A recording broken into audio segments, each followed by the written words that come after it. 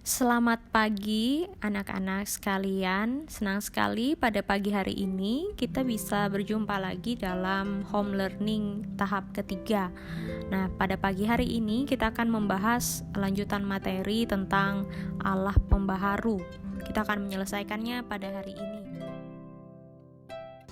Agenda pembelajaran kita pada hari ini secara garis besar adalah kita akan belajar beberapa hal, yaitu tadi kita sudah doa, kemudian ada quotes of the day, kemudian ada karakter dosa, lalu konsep penebusan perjanjian lama dan konsep penebusan dosa perjanjian baru, kemudian dampak pembaharuan Allah bagi orang percaya, dan yang terakhir adalah remaja sebagai agen pembaharu.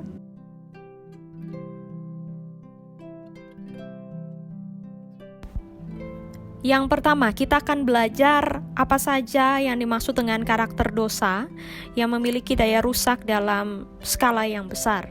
Yang pertama adalah karakter dosa yang disebut dengan pride, atau dosa sebagai pemuliaan diri sendiri. Disebut juga upaya manusia untuk meninggikan diri sendiri. Dalam Kejadian 11 ayat 4 dikatakan manusia ingin mencari nama, bukannya untuk memberitakan dan mempermuliakan nama Tuhan. Justru dengan usaha memperoleh sendiri apa yang dibutuhkannya tanpa memperhatikan batasan-batasan. Manusia bukan hanya gagal, tetapi juga menghancurkan hidupnya dan juga hidup sosial dan lingkungannya. Kemudian karakter kedua dari dosa adalah sloth, yaitu kelambanan dan ketertutupan. Dosa membuat manusia menutup diri, menjadi terasing dari Allah, dari sesamanya, dari alam, dan juga dari dirinya sendiri. Itu nyata dalam kisah Taman Eden. Manusia bersembunyi dari Allah, mempersalahkan sesamanya, bahkan menuduh ular.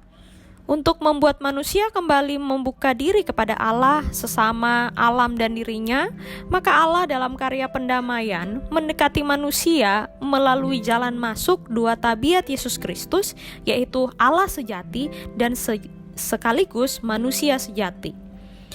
Dan yang terakhir adalah karakter ketiga, yaitu menciptakan falsehood. Dosa melahirkan yang namanya kepalsuan. Manusia mencari pembenaran diri pada hal-hal yang palsu dan penuh dengan tipu daya. Manusia hidup dari kesaksian yang dibuat-buat. Ia juga menciptakan mekanisme pembenaran diri dengan mengorbankan sesama atau ciptaan lain, karena hidupnya hanya dikuasai oleh usaha-usaha yang memperbudak dirinya. Nah, karakter dosa ini dihadapi Allah dengan menampilkan 3 jabatan Yesus Kristus, yaitu nabi untuk mengembalikan manusia kepada cara hidup yang benar, imam untuk menunjukkan mekanisme pembenaran yang sejati, dan raja untuk membebaskan manusia dari kuasa. Selanjutnya, kita akan mempelajari bagaimana sih dosa itu ditebus dalam konsep penebusan perjanjian lama. Nah, konsep penebusan dalam perjanjian lama dilakukan dengan cara ibadah dalam kitab Imamat. Ibadahnya bagaimana? Yaitu ibadah yang dilakukan dengan penumpangan tangan dari si pendosa ke atas binatang yang akan disembelih, serta dipercikkan darah binatang kurban ke mezbah, dan kewajiban untuk membakar habis semua yang berhubungan dengan binatang itu, baik kaki, kulit, daging, dan kotorannya, serta orang yang membakar habis binatang itu harus segera pulang untuk mandi dan mencuci pakaiannya. Nah, jelas bahwa hal ini dimaksudkan untuk pemindahan dosa dari pelaku kepada binatang yang dimaksud.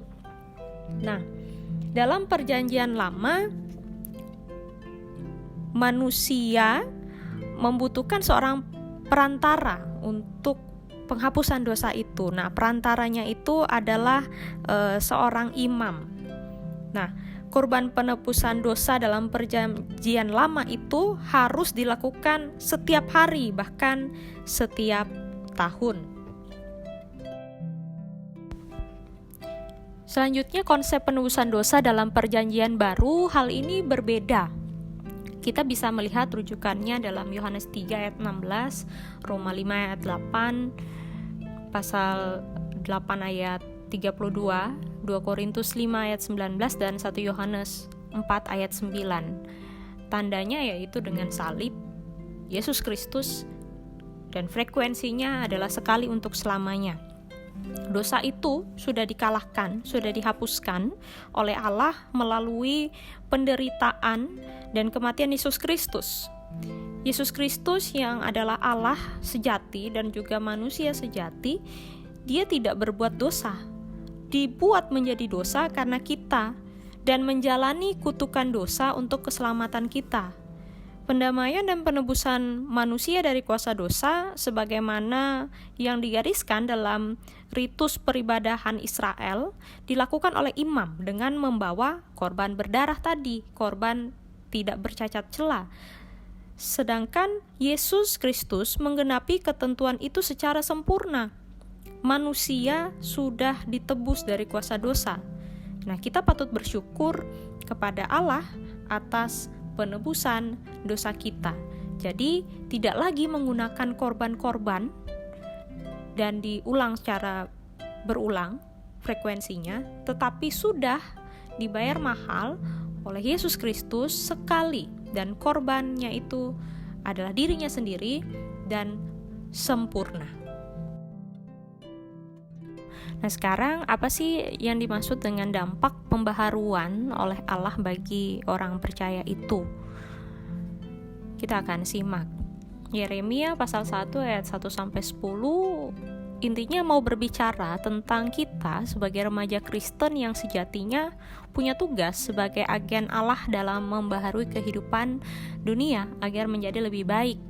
Nah, hal ini kita lakukan sebagai ucapan syukur dan respons atas pembaharuan yang sudah Tuhan berikan dalam kehidupan remaja. Yang pertama, orang percaya yakin bahwa Allah berkuasa atas hidupnya dan bahwa kekuasaannya tidak dibatasi oleh ruang dan waktu. Kepercayaan ini, kata kuncinya percaya ya.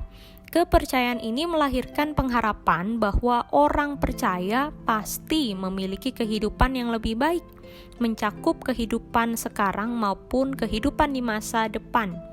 Pengharapan itu juga membuat manusia mampu untuk mengubah semua sifat buruk yang ada dalam dirinya. Keraguan atas kuasa Allah menjadi percaya kepada Allah yang berkarya dalam Yesus Kristus dan Roh Kudus.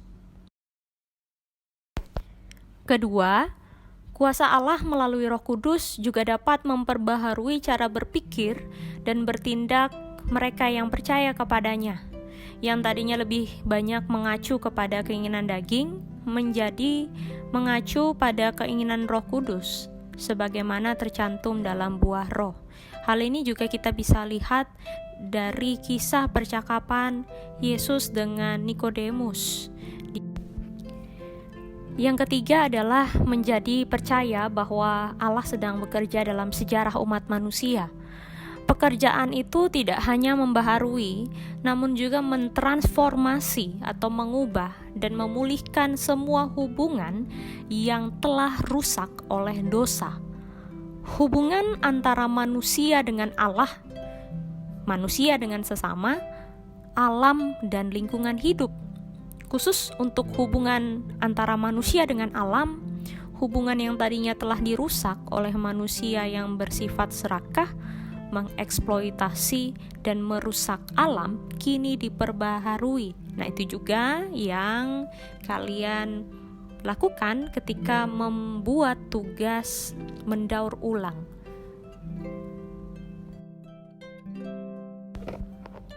Materi terakhir adalah remaja sebagai agen pembaharu.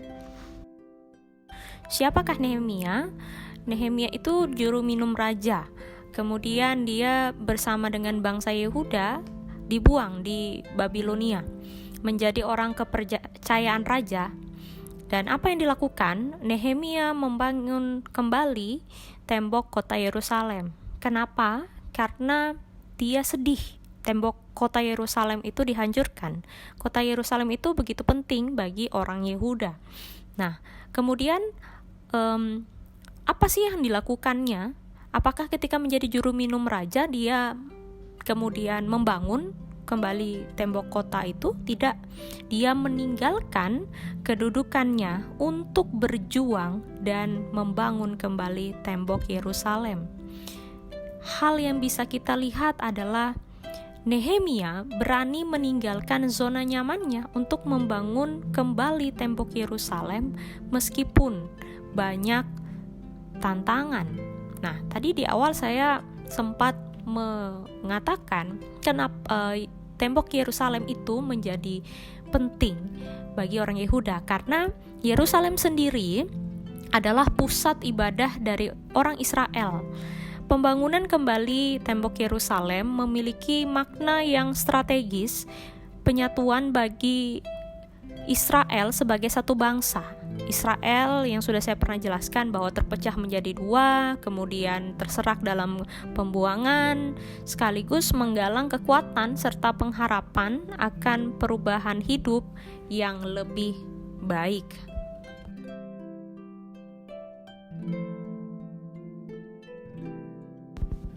Selanjutnya, peran remaja sebagai agen pembaharuan ditujukan dengan satu ayat dalam Matius 5 ayat 13-15.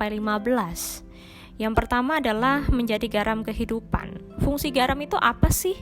Fungsi garam itu kan bukan hanya mengasinkan makanan, namun juga mencegah yang namanya kebusukan. Karena garam tersebut berfungsi mengawetkan daging supaya tidak menjadi busuk dan rusak. Nah, menjadi garam kehidupan berarti berperan sebagai orang yang turut mempengaruhi orang lain untuk tidak melakukan tindakan yang merusak dan merugikan diri sendiri dan sesamanya. Misalnya, kebiasaan nyontek. Kalau udah jadi garam kehidupan, maka pengaruhilah orang lain untuk tidak menyontek. Kemudian, menjadi garam kehidupan juga berarti turut memberi warna kehidupan di sekitar. Sikap orang Kristen sama dengan fungsi garam, yaitu menyedapkan dan memberi cita rasa dalam kehidupan. Garam gak perlu banyak-banyak, sedikit saja yang kamu berikan, maka akan memberikan cita rasa kehidupan. Nah, jadilah garam dunia sehingga kamu dapat menunjukkan kepada dunia di sekitarmu dengan menjadi berkat dalam perkataan, pikiran, dan perbuatan yang memberikan dampak positif, bukan dampak negatif dimanapun kamu berada. Nah, yang kedua adalah menjadi terang kehidupan. Nah, terang itu akan menyinari semua sudut ruangan. Terang itu menyinari kehidupan dalam kegelapan. Terang itu terlihat dengan jelas dan memberikan dampak positif bagi segala sesuatu yang berada di sekitarnya. Nah, terang itu juga berfungsi memberikan peringatan akan tanda bahaya, lalu jalan bagi mereka yang tersesat, menjadi penolong bagi mereka yang berada dalam kegelapan. Simpulannya adalah, jika kamu adalah terang dunia, maka pikiran, perkataan, perbuatan merupakan contoh dan teladan bagi orang di sekitar. Tutur kata yang sopan, yang santun, lemah lembut, pikiran yang positif terhadap orang lain, solidaritas terhadap sesama tanpa memandang 5 hal, yaitu segar, suku, etnis, gender, agama, dan ras. Juga berinisiatif menjaga alam dan lingkungan hidup dapat dijadikan contoh teladan yang baik bagi orang lain. Nah, sekian dulu pembelajaran kita pada pagi hari ini, dan akan ada tugas yang harus kalian lakukan. Terima kasih, Tuhan memberkati.